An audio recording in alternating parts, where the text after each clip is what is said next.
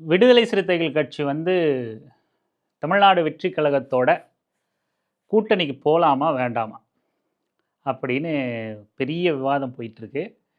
உடச்சி பேசாமல் ஒரு சஸ்பென்ஸ்லேயே வந்து ரெண்டு கம்யூனிஸ்ட் கட்சிகளும் விடுதலை சிறுத்தைகள் கட்சியும் வந்து ஆலோசிச்சுட்டு சொல்கிறோம் அப்படின்னு சொல்லியே பதில் சொல்லிக்கிட்டு இருக்காங்க. கூட்டணிக்கு போகலாமா வேணாமா அப்படின்னு நாம் ஒரு சின்னதாக நம்மளோட சிந்தனையிலேருந்து பேச போகிறோம். அதுக்கு முன்னாடி ஒரு ரெண்டு மீமை பார்த்தேன், நல்லா இருந்துச்சு.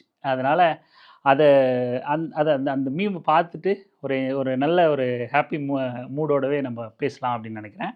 முதல் மீம் என்ன அப்படின்னா, இந்த தாய்க்கிழவி படத்தில் வந்து இந்த முத்துக்குமார் கேரக்டர் வரும்ல, ரெண்டு இட்லின்ற ஒரு கேரக்டர் வரும்ல, அவர் பேசுகிற மாதிரி டிவிகே காரங்க வந்து ஆட்சி அமைக்க ஆதரவு கேட்டு கடிதம் அனுப்பிச்சிருந்தோமே, இன்றைக்கி முடிவு சொல்லிடுவீங்களா அப்படின்னு அவங்க கேட்குற மாதிரியும், சிபிஐ சிபிஎம் விசிக கட்சி தோழர்கள் வந்து பாஜக அரசை கண்டித்து இன்றைக்கி ஒரு ஆர்ப்பாட்டம் லிட்டில் பிஸிஸாக இருக்கும், நாளைக்கு சொல்லட்டுமா அப்படின்னு பதில் கொடுக்குற மாதிரி ஒரு மீமே பார்க்க ரொம்ப என்னதான் ஒரு ஜோக்காக இருந்தாலும், களத்தில் எப்போவுமே வந்து ஆதிக்கத்தை பாசிசத்தை எதிர்த்து நிற்கக்கூடியவர்கள் வந்து இடதுசாரிகளும் விடுதலை சிறுத்தைகள் கட்சியும் அவங்க வேலையை பார்க்க போயிட்டாங்க. அப்புறம் நாங்கள் பேசிட்டு சொல்கிறோம் அப்படின்னு இந்த மீமில் பார்க்க நல்லா இருந்துச்சு.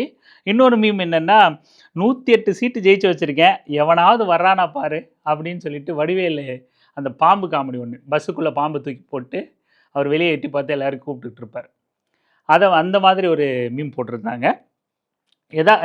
மீமாக ஒரு ஜோக்காக நம்ம அதை பார்த்தோம்னாலும் கூட, இப்போ ரியல் லைஃப்பில் யதார்த்தத்தில் டிவிக்கு 108 இடங்களை வென்றிருந்தாலும் அவங்களோட நிலைமை வந்து இப்படியாக தான் இருக்குது. 2 சீட்டுன்னு எல்லாம் கிண்டல் பண்ணிட்டு இருந்தாலும், விடுதலை சிறுத்தைகள் கட்சியோட 2 சீட்டும் அவரோட முடிவும் எவ்வளவு முக்கியத்துவம் வாய்ந்தது அப்படிங்கிறத இந்த தேர்தல் உணர்த்தியிருக்கு. ஒவ்வொரு வாக்கும் எவ்வளவு முக்கியத்துவம் அப்படிங்கிறத சிவகங்கை மாவட்டம் திருப்பத்தூர் சட்டமன்ற தொகுதி தெரியப்படுத்தியிருக்கு. இப்படி பல்வேறு விஷயங்களை இந்த தேர்தல் வந்து மக்களுக்கும் அரசியல்வாதிகளுக்கும் அரசியல் தலைவர்களுக்கும் உணர்த்தியிருக்கு அப்படின்னு தான் சொல்லணும். சரி, இப்போது கூட்டணிக்கு போகலாமா வேணாமா, விடுதலை சிறுத்தைகள் கட்சியும் இடதுசாரிகளும் சேர்த்து கூட்டணிக்கு போகலாமா வேணாமா?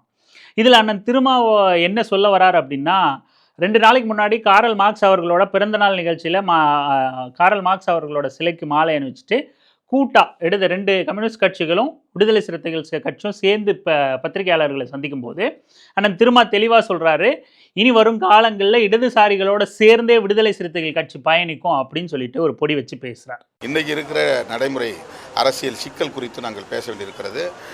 தாவேகாவுடைய தலைவர் திரு விஜய் அவர்கள் கடிதம் எழுதி ஆதரவு கோரியிருக்கிறார். அது தொடர்பாகவும் நாங்கள் பேச வேண்டியிருக்கிறது. எனவே உயர்நிலைக்குழு கூட்டத்தை நாங்கள் கூட்ட இருக்கிறோம். அதிகாரப்பூர்வமாக எப்போது என்று இன்றைக்கு அறிவிப்போம். இந்த பதிலிருந்தே நாம் அதை புரிஞ்சிக்க முடியுது. முற்று முழுதாக தமிழக வெற்றி கழகத்தை வந்து விஜய் அவர்களோட கட்சியை அல்லது கூட்டணி ஆட்சியை அவங்களோட சேர்ந்து பயணிக்கிறத அவர் வந்து பெருசாக வந்து வேண்டாம் அப்படின்னு கேட்டு போட்டு தவிர்க்கல. அவரால் முடியும். அவர் நினச்சா ஒரே வார்த்தையில் வந்து நாங்கள் கூட்டணிக்கு போக விரும்பலை, நாங்கள் ஏற்கனவே கூட்டணியில் இருக்கோம், நாங்கள் மதச்சார்பற்ற முற்போக்கு கூட்டணி தான், திமுக கூட்டணியில் தான் இருப்போம், பாஜக கூட்டணி இருக்கிற அதிமுகவோடவும் நாங்கள் நிலையாக அவங்களோட சேர மாட்டோம்னு உறுதியாக முடிவெடுத்திருக்கோம். அதே போல் தேர்தலுக்கு முந்தைய முடிவு போலவே நாங்கள் இப்போவும் முடிவெடுத்திருக்கோம், அவங்க விஜயோட போக மாட்டோம் அப்படின்னு அவரால் ரொம்ப இயல்பாக அதை சொல்லிட முடியும், வெளிப்படுத்திட முடியும் வேண்டாம் அப்படின்னா. ஆனால் ஒரு பொடி வச்சு பேசிக்கிட்டே இருக்கார், இல்லை நாங்கள் சேர்ந்து பயணிப்போம், ஏன்னா அவங்களோட சேர்ந்து இருக்கிற அவங்க வெற்றி பெற்றிருக்கிற அந்த இடங்கள் வந்து கம்பல்சரி அவங்க வந்து இருந்தால் தான் வந்து அந்த கூட்டணிக்கு அது பயன்படும்.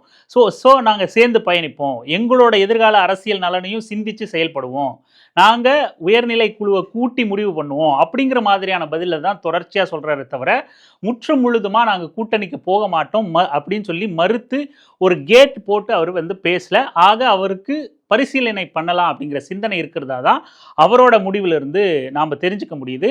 பார்ப்போம், நாளைக்கு அவங்களோட உயர்நிலை குழு, விடுதலை சிறுத்தைகள் கட்சியோட உயர்நிலை குழு கூட போது அவங்க என்ன முடிவு எடுக்கிறாங்க அப்படிங்கிறது. ஆபியஸாக அந்த கட்சியில் உழைச்சிக்கிட்டு இருக்கிற, அந்த கட்சியை வழி நடத்திக்கிட்டு இருக்கிற அண்ணன் திருமாவுக்கு தெரியாததை நாம் வந்து பெருசாக வந்து இப்போது சொல்லிட போகிறதில்ல, நாம் யோசனை கொடுத்துட போகிறதில்ல. ஆனால் நம்ம பார்வையில் ஒரு விடுதலை சிறுத்தைகள் கட்சியோட அபிமானியாக அவங்களோட நலன் விரும்பியாக நம்ம தொடர்ந்து இயங்கிக்கிட்டு இருக்கிறோம் அப்படிங்கிற அந்த பார்வையிலையும் உரிமையிலையும் நமக்குன்னு ஒரு பார்வை இருக்குல்ல. அப்போது அதில் விடுதலை சிறுத்தைகள் கட்சி விஜய் கட்சியோட கூட்டணி போகலாமா அப்படின்னா ஒரே வார்த்தையில் சொல்லணும் அப்படின்னா நிச்சயமாக போகலாம். ஆனால் அடுத்த 2 ஆண்டுகளில் மறுபடியும் நாடாளுமன்ற தேர்தல் வரப்போகுது. 2029 2.5 வருஷத்தில் நாடாளுமன்ற தேர்தல் வரப்போகுது. அப்போ என்ன முடிவெடுக்க போகிறோம், அந்த தேர்தலை எப்படி எதிர்கொள்ள போகிறோம் அப்படிங்கிற அதுக்கான பதிலும் வந்து இப்போவே சேர்த்து சிந்திக்க வேண்டியதாக இருக்குது. எதிர்கால அரசியலையும் அடுத்த 5 ஆண்டுகளுக்கான அரசியலையும் 5 ஆண்டுகள் முடிந்த பிறகான அரசியலையும் சேர்ந்து சிந்தித்து அவர் சொன்ன மாதிரி விடுதலை சிறுத்தைகள் கட்சியோட எதிர்கால அரசியல் குறித்து சிந்தித்து ரொம்ப தெளிவாக முடிவெடுக்க வேண்டிய இக்கட்டான சூழலில் இருக்காங்க. வெளிப்படையாக நம்ம ஒரு வார்த்தையில் பேசணும் அப்படின்னா நிச்சயமாக அவங்க கூட்டணிக்கு போகலாம். உடனடியாக இந்த ஆட்சி அமைஞ்ச உடனே அடுத்த ஒரு 6 மாதத்துக்குள்ளே மேபி 6 மாதத்துக்குள்ளவே வரலாம். உள்ளாட்சி தேர்தல் வரப்போகுது. உள்ளாட்சி தேர்தலில் கூட அது பெருசாக கூட்டணி கணக்குகள் இல்லாமல் அது பாதிக்காது அப்படின்னாலும் கூட நாடாளுமன்ற தேர்தல் வந்து எப்படி எதிர்கொள்ள போகிறோம் அப்படிங்கிற சிக்கல் இருக்குது. காங்கிரஸ் வந்து ரொம்ப வெளிப்படையாக அவ்வளோதான் கூட்டணியை முடிச்சுக்கிட்டு அவங்களோட போய் சேர்ந்துருக்காங்க விஜயோட. வருகின்ற உள்ளாட்சி தேர்தல் உட்பட நாடாளுமன்ற வரப்போகிற நாடாளுமன்ற தேர்தல் உட்பட எல்லாத்தையும் தமிழக வெற்றி கழகத்தோடு சேர்ந்து சந்திக்க போகிறோம் அப்படிங்கிற அக்ரிமெண்ட்டோடு தான் அவங்க வந்து வெளியே போயிருக்காங்க. திமுக கூட்டணியில் இல்லை அப்படிங்கிறத உறுதிப்படுத்தியிருக்காங்க. பல விமர்சனங்களை காங்கிரஸ் கட்சி எதிர்கொண்டிருக்கு. ஸோ இந்த கேள்விக்கான பதிலாக விடுதலை சிறுத்தைகள் கட்சிக்கிட்ட என்ன இருக்குது அப்படிங்கிறதும் முக்கியமாக கவனிக்கப்பட வேண்டியது. அதே போல் இன்னொரு பக்கம் நம்ம இன்னொரு விஷயத்தை யோசித்தாலும் கண்டிப்பாக விடுதலை சிறுத்தைகள் கட்சி விஜய் அவர்களோட ஆட்சியில் பங்கு பெறணும் அப்படின்னு நம்ம ஏன் சொல்கிறோம் அப்படின்னா, மாறா அதிமுகலேருந்து யாராவது பிச்சுக்கிட்டு வந்து விஜய் கட்சி கூட சேர்ந்துட்டாலோ அல்லது பாட்டாளி மக்கள் கட்சிக்கிட்ட 4 எம்எல்ஏக்கள் இருக்காங்க. இந்த மாதிரி பாட்டாளி மக்கள் கட்சிக்கிட்ட 4 எம்எல்ஏ, தேமுதிக ஒரு எம்எல்ஏ, பாஜக ஒரு எம்எல்ஏ, இப்படின்னு வெவ்வேறு மாதிரியான வேற கணக்குகள் போட்டு ஒரு கூட்டணி ஆட்சி அமையுது அப்படின்னா அது மிக மோசமான கொடூரமான தமிழ்நாட்டு ஆட்சியாக அமையும் அப்படிங்கிறதுல எந்தவித சந்தேகமும் இல்லை. ஒரு அரசியல் கட்சிக்கு அதிகாரம் எவ்வளவு முக்கியம் அப்படிங்கிறது விடுதலை சிறுத்தைகள் கட்சியை விட வேற யாருக்கும் தெளிவாக தெரிஞ்சிடாது, புரிஞ்சிடாது, உணர முடியாது அப்படின்னு நம்ம நம்புகிறோம். அப்போது அதிகாரம் எவ்வளவு முக்கியம் அப்படின்னு தெரியும், அதிகாரத்தை விட மக்கள் நலன் எவ்வளவு முக்கியம் அப்படின்னு தெரியும். அதிகாரத்தை பயன்படுத்தி மக்களுக்கு நல்லது செய்யக்கூடிய சூழல் ஏற்பட்டால் அந்த அதிகாரத்தை கைப்பற்றுறதுல தவறு இல்லை அப்படிங்கிறதும் விடுதலை சிறுத்தைகள் கட்சிக்கு தெரியும். அந்த மாதிரியான ஒரு சூழல் தான் இன்னைக்கு நிகழ்ந்திருக்கு. கொள்கை அளவில், கொள்கை தலைவர்கள் அளவில் பெரிய மாற்று இல்லை விஜய் கட்சி. தேர்தலுக்கு முன்னாடி பல விமர்சனங்கள் எழுந்திருந்தாலும் தேர்தலுக்கு பிந்தைய கூட்டணி அப்படிங்கிறது ஆட்சி அதிகாரத்துக்கான கூட்டணி. வெற்றி பெற்றுட்டாங்க. அப்போ பெரிய கொள்கை முரண்பாடு இல்லை, சாதியவாத மதவாத அரசியல், வெளிப்படையான அரசியல் இல்லை. அப்படிங்கும்போது அந்த இடத்த விடுதலை சிறுத்தைகள் கட்சியும் இடதுசாரிகளும் போய் நின்று இன்னும் செழுமையாக வழி நடத்தணும். ஒரு அதிகாரத்தில் பங்கு பெற்று விடுதலை சிறுத்தைகள் கட்சி கிட்ட அமைச்சரவை கிடைத்தால், அமைச்சர் பொறுப்பு கிடைச்சா அந்த அமைச்சர் பதவியும் பொறுப்பும் எப்படி செயல்படுத்தப்படும் மக்களுக்காக அப்படிங்கிற முன்னுதாரணத்தை, ஒரு மாடலை, ஒரு முன்மாதிரியை இவங்க ஒரு ஆட்சியை பண்ணி காட்டணும் அப்படிங்கிறது தான் நம்ம பார்வையாக இருக்குது. இதற்கு மாறா பாட்டாளி மக்கள் கட்சிக்கிட்ட அந்த மாதிரியான ஒரு ஆப்ஷன் போகுதுன்னு வச்சுக்கோங்களேன். பாட்டாளி மக்கள் கட்சி இப்போ வரைக்கும் ஒரு சோஷியல் இன்ஜினியரிங் பண்ணியிருக்கு இல்லையா, சமூகத்தில் ஒரு பெரிய தாக்கத்தை ஏற்படுத்தியிருக்குல்ல, ஒரு மாதிரியான வலுவான கட்டமைப்பாக உருவாக்கியிருக்காங்கல்ல. இதுக்கு எல்லாத்துக்கும் என்ன காரணம் அப்படின்னா, எப்படி அவங்களால இப்படியான ஒரு வலுவான அமைப்பாக வளர முடிஞ்சிச்சு, கட்டமைக்க முடிஞ்சிச்சு அப்படின்னா அதற்கு காரணம் கிட்டத்தட்ட அவங்க ஆரம்பித்து இந்த கூட்டணியில் பங்கு பெற்று தேர்தலை சந்திக்க ஆரம்பித்ததுலேருந்து தொடர்ந்து அதிகாரத்தில் இருக்காங்க. வெறும் எம்எல்ஏ பதவி இல்லை, தொடர்ந்து அமைச்சரவையில் இடம் பிடிச்சிருக்காங்க பாட்டாளி மக்கள் கட்சி. எனக்கு தெரிஞ்சு கடந்த ஆட்சி தான், இந்த 2021 தான் பெருசாக அமைச்சரவையில் இடம் பிடிக்கல, 2016 கூட. அதுக்கு முன்னாடி 2016 வரைக்கும் தொடர்ச்சியாக அமைச்சரவையில் இடம் பிடிச்சிருக்காங்க, மாநிலத்திலையும் சரி ஒன்றியத்திலையும் சரி. அப்போது அமைச்சரவை மாதிரி, அமைச்சர் பொறுப்பு மாதிரி மிக வலுவான பொறுப்பு, மிக அதிகாரமிக்க பொறுப்பு அவங்கக்கிட்ட இருக்கும்போது சமூகத்தில் எந்தவித தாக்கத்தை, அதை மக்களுக்கு எப்படி நல்லதாக பயன்படுத்தணும்னு இல்லாமல் அவங்க கட்சியை எப்படி வலுவாக கட்டமைச்சுக்கணும், அது தப்பாவோ சரியாவோ அதில் கவனம் செலுத்திட்டு சமூகத்தில் எந்தவித அநீதியையும் பண்ணிட்டு தங்கள் அதிகாரத்தை அதுக்காக பயன்படுத்திக்கிட்டாங்க. அப்படியான நபர்களை மீண்டும் அந்த இடத்துல வந்து உட்கார அனுமதிக்காமல் இருக்கணும் அப்படின்னா விடுதலை சிறுத்தைகள் கட்சியும் 2 இடதுசாரி கம்யூனிஸ்ட் கட்சிகளும் மிக தெளிவான சரியான முடிவை எடுத்து தமிழக வெற்றி கழகத்தோடு இணைஞ்சு பயணிக்கணும் அப்படிங்கிறது தான் நம்மளோட பார்வையாக இருக்குது. இதை நம்ம வந்து காங்கிரஸ் பிரிஞ்சு போன மாதிரி திமுகவுக்கு துரோகம் பண்ணிட்டாங்க அப்படின்லாம் நம்ம இதை பார்க்க தேவையில்லை. ரொம்ப நட்போடவே இயல்பாகவே இது வந்து ஒரு தேர்தலுக்கு பிந்தைய ஒரு கூட்டணி கணக்காக மட்டும் இதை அணுகி கூட்டணிக்கு ஆதரவு கொடுத்து ஒரு கூட்டணி ஆட்சியை அமைச்சு அந்த அதிகாரத்தை செயல்படுத்தி விடுதலை சிறுத்தைகள் கட்சி ஒரு மாடலாக செயல்படுத்தி திராவிட மாடல்னு முந்தைய ஆட்சியில் ஸ்டாலின் அவர்கள் எப்படி ஒரு மாடலை கிரியேட் பண்ணாரோ அதே போல் விடுதலை சிறுத்தைகள் கட்சியோட மாடல் விசிகா மாடல் சிறுத்தைகள் மாடல் அப்படிங்கிற ஒரு பிராண்டை உருவாக்க ஒரு வாய்ப்பு கிடைச்சிருக்கு. அதை கண்டிப்பாக விடுதலை அதனால தான் அதை வந்து போகிற போக்கில் ஒரு மூர்க்கத்தனமாக பெரிய அரசியல் புரிதல் இல்லாமல் ஜஸ்ட் லைக் தட்டுன்னு ஒதுக்கி தள்ளிட்டு போகிற அளவுக்கான நபர் கிடையாது அண்ணன் திருமா. அவருக்கு தெரியும். அதனால தான் ரொம்ப நிதானமாக பக்குவமாக கையாளுறாரு. ரொம்ப நிதானமாக அதில் முடிவெடுக்கணும் அப்படின்னு சொல்லிட்டு காத்துக்கிட்டு இருக்காரு. அதே போல் ஒற்றை வார்த்தையில் தூக்கி எறிஞ்சும் பேசாமல் இருக்காங்க. இதெல்லாம் தாண்டி பாட்டாளி மக்கள் கட்சி மீது வந்து எந்த ஒரு ஆட்சியாளர்களுக்கும் மிகப்பெரிய அதிருப்தி இருக்குது. இவங்களை ஏன் இன்னி வரைக்கும் தமிழக வெற்றி கழகம் வந்து பாட்டாளி மக்கள் கட்சியை பெருசாக முயற்சி பண்ணாமல் இருக்குது அப்படின்னா, அவங்க நம்ம சொன்னோம் இல்லையா, ஆட்சி அதிகாரம் இருந்தப்ப இல்லை இந்த மாதிரியான சந்தர்ப்பங்களில் அவங்க கூட்டணி ஆட்சியில் பங்கு பெற்றப்ப எப்படியெல்லாம் ஆட்சியாளர்களை டார்ச்சர் பண்ணியிருக்காங்க அப்படிங்கிறத இங்கே இருக்கிற அரசியல் கட்சி தலைவர்கள் ரொம்ப நன்கு உணர்ந்து வச்சுருக்காங்க. இதையெல்லாம் அந்த தமிழக வெற்றி கழகத்தில் உள்ளவங்க விஜய்கிட்ட சொல்லாமல் இருந்திருக்க மாட்டாங்க, செங்கோட்டையன் போன்ற நபர்கள்லாம். ஏன்னா அவங்க எல்லாம் அனுபவிச்சிருக்காங்க பாட்டாளி மக்கள் கட்சியால். எவ்வளவு டார்ச்சர் பண்ணுவாங்க, ஆட்சியை ஒழுங்காக நடத்த விட மாட்டாங்க, போட்டு ப்ரெஷர் பண்ணிக்கிட்டே இருப்பாங்க. அவங்க இழுத்த இழுப்புக்கு ஆட்சி வரணும்னு நினைப்பாங்க. முதல்ல சேரும்போது ஒரு ஒப்பந்தம் போட்டதோடு நிற்காம தொடர்ச்சியாக அந்த ஆட்சியை கலைச்சிருவேங்கிற அளவுக்கு அச்சுறுத்தல் கொடுத்துக்கிட்டே இருப்பாங்க அப்படின்னு தெரியும்.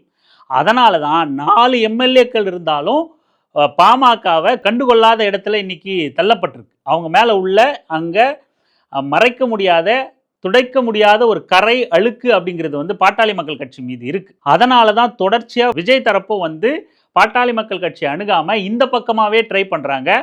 வேற எந்த அரசியல் கணக்கும் நிகழாமல் முன்கூட்டியே இவங்க வந்து ஒரு நல்ல முடிவை எடுத்து ஆட்சியிலையும் அதிகாரத்திலையும் பங்கு பெறணும். விடுதலை சிறுத்தைகள் மாடல் எப்படி இருக்கும் அப்படிங்கிறத காட்டணும். எதிர்கால அரசியல் திட்டங்களோடவே யோசித்து ஒரு நல்ல முடிவை விடுதலை சிறுத்தைகள் கட்சியோட தலைவர் அண்ணன் திருமா எடுப்பார் அப்படிங்கிறத நம்புகிறோம்.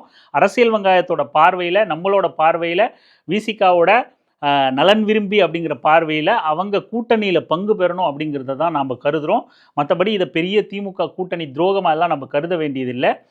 ஆப்வியஸாக வெளியே வந்தால் எப்படி விஜய்க்கு ரசிக குஞ்சுகள் இருக்காங்களோ அதே போல் திமுகவுக்கு பெய்டு ரசிக குஞ்சுகள் சிலது இருக்குது. ஓவராக பர்ஃபார்மன்ஸ் பண்ணி காட்டி காசு வாங்குகிற சில ரசிக குஞ்சுகள். நம்ம உண்மையாக புரிதல் உள்ளவங்களெல்லாம் குறை சொல்லலை. இந்த பெய்டு ரசிக குஞ்சுகள் இருக்குது. பெய்டு ரசிகர்களாகவே எப்படி விஜய்க்கு இருக்காங்களோ அது போலவே இருக்கக்கூடிய சில நபர்கள் இருக்காங்க. அவங்க இப்போ கூட வந்து சிலதெல்லாம் எழுதிக்கிட்டு இருக்காங்க சமூக வலைதளங்களில். இப்போ வந்து உங்களுக்கு ஆளுநருக்கு எதிராக போராடணும்னு தோணுமே, போராடினீங்க உங்களை கொன்னே போடுவேன் அப்படிங்கிற மாதிரி. அதாவது திமுக வந்து ஆளுநர் தவறாக நடக்கும்போது, ஆளுநர் தவறான முடிவுகள் எடுக்கும்போது போராடணுங்க வந்தால் அப்படி போராடக்கூடாது, விட்டுட்டு வேடிக்கை பார்க்கணும் அப்படிங்கிற மாதிரியான எழுதக்கூடிய நபர்களாக இருக்காங்க. இவங்க எப்படி திமுக காரங்களாக இருக்க முடியும்? அவங்க வெறும் ரசிகர்கள் தான். ஒரு அரசியல் கட்சி ஆட்சியில் இருந்தாலும் இல்லைனாலும் மக்களுக்கான நலன்லேருந்து சிந்தனையிலிருந்து அவங்களுக்கான வேலையை தொடர்ந்து செஞ்சாதான் அடுத்து அந்த மக்கள்கிட்ட அபிமானங்களை பெற முடியும். அடுத்து மக்கள் அங்கீகரிப்பாங்க. இங்கே மக்களுக்கான உரிமைகள்லாம் இழந்துட்டு போராடாமல் விட்டுட்டு அடுத்து நான் ஆட்சி அதிகாரத்துக்கு வந்து மட்டும்தான் நொட்டுவேன் அப்படின்னா விஜய்க்கும் இவங்களுக்கும் என்ன வித்தியாசம் இருக்குது? நம்ம திமுகவை குறை சொல்லலை, திமுகவோட ரசிக குஞ்சுகள் போர்வையில் சிலர் இருக்காங்க இல்லையா, அவங்கள சொல்கிறோம். ஸோ அவங்க எல்லாம் ஏதாவது அவதூறு எடுப்புவாங்க அப்படிங்கிறத நம்ம பொருட்படுத்த தேவையில்லை, கவலை கொள்ள தேவையில்லை. இதே நேரத்தில் விடுதலை சிறுத்தைகள் கட்சிக்கு அந்த 8க்கு 8 வெற்றி பெற்றிருந்தா இன்னைக்கு எவ்வளவு பெரிய பலமாக இருந்திருக்கும். விஜய்க்கு இன்னும் கூடுதலான இடங்கள் வந்து குறைஞ்சிருக்கும். இன்னும் பார்கெயின் பவர் அதிகமாக உள்ள லிட்டரலாக பேரம் பேசக்கூடிய நபர் இல்லை, இருந்தாலும் விடுதலை சிறுத்தைகள் கட்சிக்கு அது எவ்வளவு வலு சேர்த்துருக்கும், அந்த கட்சியோட வளர்ச்சி எப்படி இருந்திருக்கும். மற்ற கட்சிகள் இப்படியான தோல்வியை சந்தித்த நேரத்தில் விடுதலை சிறுத்தைகள் கட்சி மட்டும் பலம் பொருந்தியதாக இருக்குது அப்படிங்கும்போது அது அதனோட செல்வாக்கை எந்த இடத்துல போய் சேர்த்துருக்கும் அப்படிங்கிறதெல்லாம் எல்லாரும் உணர்ந்தது தான். ஆனால் இப்படி 2 இடங்கள் மட்டும் வெற்றி பெற இடத்துக்கு ஏன் நகர்ந்திருக்கும் அப்படிங்கிறது பெரிய ஆய்வுக்குட்பட்டது. மேலோட்டமாக நம்ம இப்போ போகிற போக்கில் சிலதை டிஸ்கஸ் பண்ணோம் அப்படின்னா, சமூக வலைதளங்களில் தலித் ஆக்டிவிஸ்ட்டுங்கிற பேரில் நிறைய பிரித்தாளக்கூடிய நபர்கள் வந்து செயல்பட்டுக்கிட்டே இருக்காங்க. வாக்கு எண்ணிக்கைக்கு முந்தைய கடைசி நாள் வரைக்கும் ஒரு ஒற்றுமையை உருவாக்காமல் ஒரு பிரிவினையாகவே அதாவது திருமா அப்படிங்கிற நபருக்கு ஒற்றை கொடையின் கீழே திரள விடாத வேலையை தொடர்ந்து செஞ்சுக்கிட்டே இருந்தாங்க அப்படிங்கிறதுல மாற்று கருத்தே இல்லை. சமூக வலைதளத்தில் இயங்கக்கூடிய தலித் ஆக்டிவிஸ்டுகள் அப்படிங்கிற பேரில் இயங்கக்கூடிய பல நபர்களோட தாக்கம் வந்து மிகப்பெரிய தாக்கம். விடுதலை சிறுத்தைகள் கட்சியோட தோல்விக்கு அந்த மக்களை, அந்த இளைஞர்களை ஒன்றிணைய விடாமல் பண்ணதில் அவங்களோட பங்கு மிகப்பெரிய பங்கு. கட்சிக்குள்ளே இருக்கிற சங்கத்தமிழன் போன்ற நபர்களை மிக வன்மையாக கண்டித்து வைக்கணும் அந்த கட்சி. இல்லைன்னா கட்சி மறுபடியும் அவர் ஒரு நோக்கத்தோடு கொண்டு ஓடிக்கிட்டு இருந்தால் அவங்கள பின்னாடி இருந்து உடைச்சிக்கிட்டே வருவாங்க. ஒற்றுமை இருக்காது அப்படிங்கிறத மீண்டும் நம்ம வலியுறுத்துறோம். கட்சியின் நலனிலிருந்து நம்ம வலியுறுத்துகிறோம். பார்ப்போம், கட்சி கூட்டணியில் சேர்ந்தால் சிறப்பு, மிக சிறப்பு. ஒரு மாடலான அமைச்சரை நம்ம பார்க்கலாம், அமைச்சரவையை பார்க்கலாம். வலுவான அதிகாரத்தோடு பங்கு பெறணும் அப்படின்னு நினைக்கிறோம். சந்திப்போம், பார்ப்போம். நன்றி.